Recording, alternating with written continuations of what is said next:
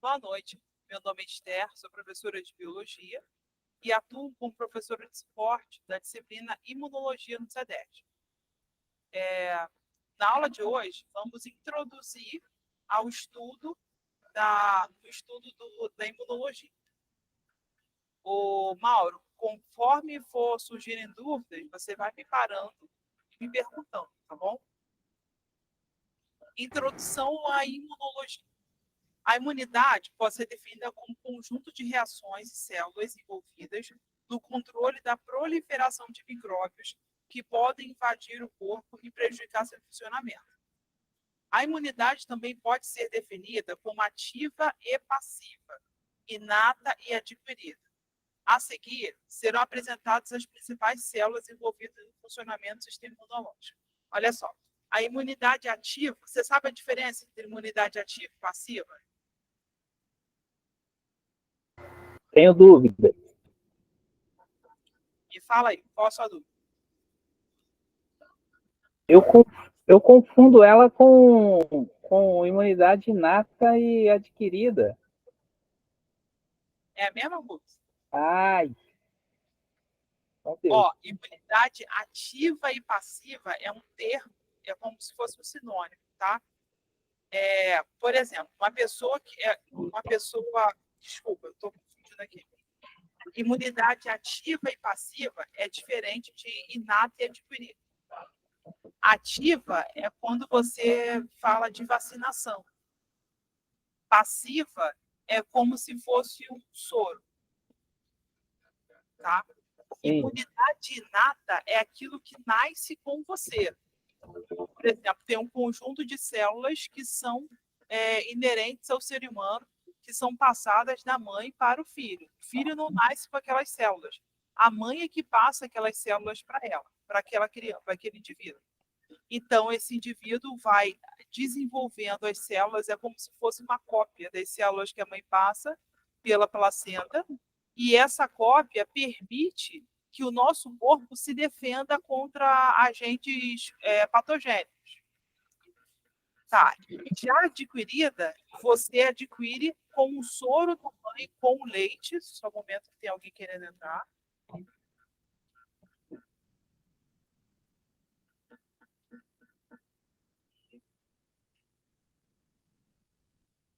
Boa noite, Beatriz.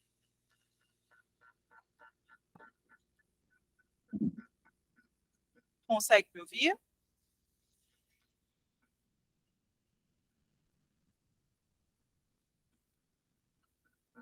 Beatriz?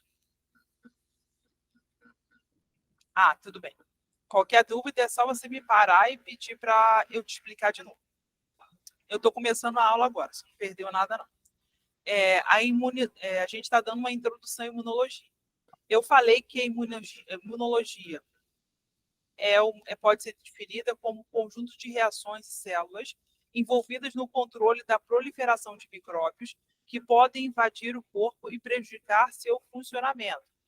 Isso é uma definição antiga, porém, por exemplo, algumas partes do nosso corpo podem não funcionar de forma correta e o sistema imunológico também pode corrigir esse mau funcionamento. Por exemplo, o câncer.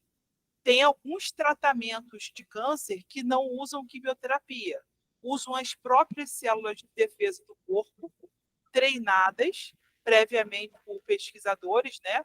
Ou por CRISPR, que é um editor genético, ensinando essas células a matarem e primeiro reconhecer as células potencialmente causadoras de câncer e destruir essas células. Não necessariamente a imunologia ataca micróbios, ela pode atacar células que não estão funcionando de forma eficiente no nosso corpo e que, se forem deixadas lá no nosso corpo, elas podem causar alguma doença em algum momento na nossa vida. Então, algumas células, todos os dias, o nosso corpo passa por um check-up. Então, da célula do couro cabeludo, que produz o pelo, até a pontinha do nosso dedo do pé, existem várias células, principalmente linfócitos B, que identificam se tem alguma célula não funcionando bem, para ela poder marcar e outros grupos de células irem lá e destruir. Então, a gente chama isso de imunidade inata ou adaptativa. Aqui eu coloquei imunidade ativa e passiva, é com relação ao soro. Mas a inata adquirida, a gente vai estudar melhor daqui a pouquinho. Espera aí. Origem das células. Isso é muito importante, porque isso sempre cai na AD1 ou na P1. Todas as células do sistema sanguíneo são produzidas na medula óssea ou no fígado dos bebês em gestação. Uma vez eu fiz um concurso público, depois que eu me formei, e eu pensei, meu Deus, qual outro lugar que pode produzir célula sem ser a medula óssea? Aí depois, quando eu cheguei em casa, eu olhei no livro eu também estudei no CEDERJ. No CEDERJ. Aí eu percebi que o fígado também produz algumas células. Então é importante, porque pode cair alguma prova essa pegadinha. Os locais onde são produzidas as células. Medula óssea ou fígado, no caso dos bebês em gestação. Tanto que a partir dos 3 meses já é possível identificar o tipo sanguíneo e se o bebê é menino ou menina pelo hormônio que ele libera no sangue. O sistema imunológico da mãe reage a esse hormônio e consegue capturar. E é possível, a partir do exame de sangue da mãe, identificar o tipo sanguíneo da criança, ou não com muita certeza, né? Mas dá para saber se é menino ou é menina, com 3, 4 meses de gestação. Já as células do sistema imunológico podem ser produzidas na medula óssea vermelha, localizada dentro dos ossos longos e chatos. Aí, se alguém perguntar para você onde é produzida, quais são as partes do corpo onde são produzidas as células do sistema imunológico, fêmur, escápula e tíbia. Pode ter em alguns outros órgãos, por exemplo, como eu falei para você, no fígado ou no rim, mas em quantidades bem pequenas, tá? Aí por isso que eu nem citei ali. Na medula óssea são criadas células indiferenciadas, também denominadas hematopoiéticas, que dão origem à plaqueta, os leucócitos e os eritrócitos. Plaquetas não são células, são partículas celulares. É como se as células tivessem se quebrado e elas servissem para evitar a hemorragia. Leucócitos são células do grupo de células brancas. Eritrócitos são células do grupo de células vermelhas, tá? Cada um desses 3 grupos são de suma importância para a manutenção da saúde humana. Na verdade, não só humana, mas também todos os mamíferos e aves. No sistema imunológico, são maturadas as células indiferenciadas em alguns órgãos. A seguir, iniciaremos este estudo. Alguém quer perguntar alguma coisa?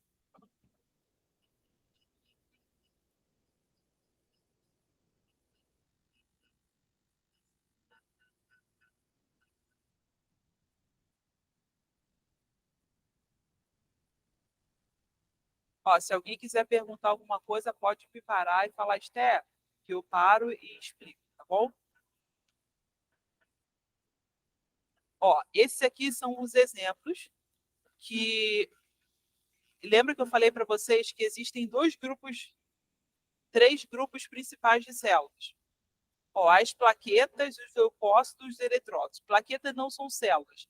Plaquetas são fragmentos celulares que ajudam a dar fluidez ao sangue. O sangue tem, ele não, quando a gente se corta, a gente vê um líquido vermelho sair do nosso corpo. Na verdade, a quantidade de eritrócitos é tão grande, mas tão grande, que você acha que o sangue é vermelho, mas na verdade o sangue não é vermelho. São vários grupos de células, proteínas, enzimas, gorduras, água, plasma, plaqueta misturada. A plaqueta serve para dar fluidez, ou seja, ela não deixa o sangue ficar totalmente líquido. Vocês sabem por quê? Eu não sei. Beatriz, sabe por quê? Que a plaqueta não deixa o sangue ficar totalmente líquido? Pode responder no chat. Então, Quando você se corta, o que é mais fácil? Vou dar um exemplo assim bem idiota. Imagine que você está com um um sachê de extrato de tomate e um sachê de molho de tomate. Qual deles é mais líquido? Qual o quê? Ó, você está em uma mão, você está com um extrato de tomate, um sachê. Aquela embalagenzinha metalizada, Sei. você aperta. E Sim, tem um sachê de extrato de tomate e um sachê de molho de tomate. Qual deles é mais líquido? o molho. O molho. É esse exemplo que eu estou dando, que um sangue com bastante plaqueta, ele é um pouco mais viscoso. E o sangue com pouca plaqueta, ele é mais líquido. Por Ah, que serve a plaqueta? Para evitar que o nosso corpo perca um excesso de sangue após um corte. Então, a plaqueta impede o sangue de sair, criando uma redezinha para reduzir o fluxo. Quando você se corta, sai um pouquinho de sangue, mas se você perceber e lavar aquela região ou apertar por 30 segundos, você contém o sangramento e aquela plaqueta cria uma barreira onde aconteceu o corte, impedindo ou reduzindo a perda de sangue. Porém, quando você tem algum problema imunológico e não há uma produção suficiente de plaquetas, aquele sangue vai saindo por meio daquele corte, e isso vai fazendo com que a pessoa perca nutrientes, células respiratórias e células de defesa. Isso faz com que a pessoa fique doente. É por isso que essa pessoa tem que tomar um anticoagulante. As pessoas que têm uma produção insuficiente de plaquetas. Voltando aqui, os leucócitos. Leucócitos são células de defesa. Eritrócitos são células, principalmente, que conduzem oxigênio para o nosso corpo, permitindo o funcionamento do nosso cérebro, dos nossos músculos e permitindo também que o sangue leve energia para outras partes do corpo. Célula de sistema imunológico. Esses são algumas das subdivisões dos leucócitos. Por que algumas? Se uma pessoa tiver uma mutação nova, ela pode produzir uma célula nova. Essas são as que atualmente são catalogadas. A primeira bolinha aqui, meio lilazinha, meio roxo, neutrófilo. A segunda, eosinófilo, basófilo, monófilo, célula dendrítica, linfócito T, célula natural killer e linfócito B. Tudo isso aqui a gente vai estudar ao longo do período para aprender a função delas. Eu vou adiantar para vocês que essas 4 primeiras células aqui, essas 4, voltando. Essas 4 primeiras células atuam diretamente no combate contra alguma alteração. Tá vendo o núcleo delas? Elas têm um núcleo assim porque elas ajudam a fagocitar algumas substâncias. Todas essas 3 aqui, elas têm umas pontinhas dentro, umas pintinhas coloridas dentro. Essas pintinhas coloridas servem para quando elas forem fagocitar alguma substância, alguma partícula sólida, essas proteínas internas da célula consigam desativar o potencial patogênico daquela célula fagocitada e também permite que essa célula digira com mais facilidade o patógeno ingerido. E essa digestão também permite que essa célula consiga absorver os nutrientes daquele patógeno e aprender a destruir o patógeno.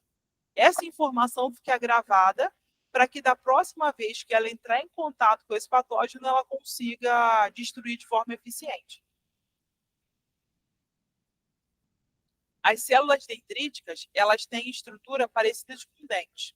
Nesse desenho, ela está amarelinha ali, parecendo uma estrela. Mas, na verdade, elas têm uns bracinhos que facilitam tocar nas células patogênicas. E isso aumenta a eficiência microbicida dela.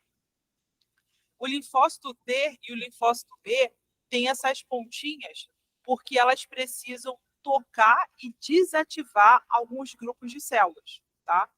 Já a célula natural killer são células que tocam esses pontinhos aqui, e esses pontinhos são uma forma de identificar que a célula patogênica ou alguma célula defeituosa do nosso sistema, nosso sistema mesmo, precisa ser destruída. Então, essa natural killer bota esses ligandes aqui e esses ligandes se encaixam perfeitamente ao linfócito B ou linfócito T, que são encaminhadas para destruir a célula. Vocês entenderam? Ou querem que eu dê um outro exemplo? Para mim tá legal. Tá. Vou passar aqui para outros lados. Sistema imunológico, definição. Imunidade inata são barreiras naturais e elementos celulares e moleculares que passam a compor o mecanismo da resposta imune. A resposta imune inata tem início logo que o organismo é invadido, sendo a sua primeira linha de defesa. Por exemplo, se você se cortar com algum objeto. Você se corta com o objeto e o seu corpo demora em torno de 1 ou 2 até 3 dias para destruir qualquer patógeno que tenha entrado a partir daquele corte. Se dentro de 3 dias o teu corpo não conseguir destruir o patógeno, aí que é ativada a imunidade adquirida. É o conjunto de reações que passa ao corpo resposta imune quando aumenta no organismo a proliferação de linfócito B e T. O linfócito B e T, eles fazem uma varredura por todo o seu corpo para ver se tem alguma coisa errada. Eu sempre brinco dizendo que o linfócito B é a polícia militar e o linfócito T é a polícia civil. Vocês sabem a diferença entre polícia militar e polícia civil? Da função delas? Eu não. Sabe, não? A Não. polícia militar tem a função de conduzir o criminoso, de observar alguma coisa errada, conduzir o criminoso para a delegacia. A polícia civil tem a função de investigar o crime, se aquela pessoa que foi conduzida realmente causou o crime e dar a devida punição a ela. A PM é o linfócito B e a polícia civil é o linfócito T. Por quê? Vou dar outro exemplo. O linfócito B, ele faz a varredura no corpo inteiro para identificar que tem alguma coisa errada. Se tiver alguma coisa errada, ela manda algumas células de defesa, daquelas que eu mostrei para vocês, ó, dessas células aqui, ó, principalmente essas 4 coloridinhas aqui, ela produz uma substância e essa substância chama essas células de defesa para destruir esse patógeno. Quando esse linfócito B não consegue fazer essa destruição, ela manda a célula natural killer marcar a célula, principalmente vírus. A única célula que consegue, de forma mais eficiente, destruir os vírus são linfócitos T, porque ela tem uma outra substância, que é chamada de APC, que a gente vai estudar mais para frente. A aula de hoje é mais introdutória, né? Que eu não vou botar todo o conteúdo para vocês hoje, mas eu vou dar uma introdução. Espera aí, rapidinho. Tá. Vou dar só mais 5 minutos de aula, vou parar a gravação e vou continuar, porque senão o vídeo vai ficar muito longo. Voltando aqui à situação. O vírus, ele é mais eficientemente destruído pelo linfócito T. Por quê? Porque o linfócito T tem um outro conjunto de moléculas internas capazes de reduzir ou impedir a proliferação dos vírus. O HIV, ele já está especializado em predar as células T e dentro das células T ele se reproduz. Então, enquanto ele está se reproduzindo, as outras células de defesa não percebem que há um invasor no corpo. Depois que ele se reproduz em quantidade suficiente, ele estoura a estrutura da célula e se espalha pelo corpo. Então, essas outras partículas virais têm preferência por linfócito T, porque justamente o linfócito T é que deveria destruí-los. Então, ela mata quem deveria matar ela. Entenderam? Parece muita coisa, mas vocês vão ver que ao longo das semanas vocês vão tirar isso de letra. Já falei imunidade adquirida, agora defensinas. Imunidade inata é feita por células ou barreiras naturais. Imunidade adquirida é feita também por células ou barreiras, principalmente por células. Já as defensinas são proteínas que possuem atividade antimicrobicida, sendo consideradas como antibiótico natural. Essa proteína possui uma estrutura em que folha beta, que é capaz de se inserir na membrana lipídica dos seus agressores.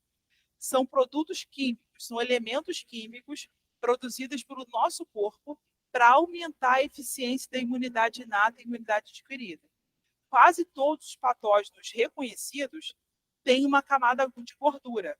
Então, essas defensinas agem como se fossem detergentes. Elas dissolvem essa camada de gordura para destruir essa molécula do patógeno para que ele morra, tá? É como se você estivesse lavando uma louça, colocando detergente para quebrar a molécula de gordura e limpar melhor. A defensina age dessa forma. Ela vai na gordura e atua como antibiótico natural. Essas defensinas, elas são copiadas pelos pesquisadores para também produzir alguns medicamentos, tá? É como se fosse imunologia reversa. Imunidade inata, a definição. Os macrófagos e neutrófilos são células de imunidade inata. Na superfície dessas células estão presentes receptores para padrão de reconhecimento, chamados de PRRs. As PRRs reconhecem padrões moleculares presentes em micro-organismos e ausentes em eucariotes. Lembra que eu falei para vocês que o linfócito B e T fazem uma varredura para ver se tem alguma coisa errada?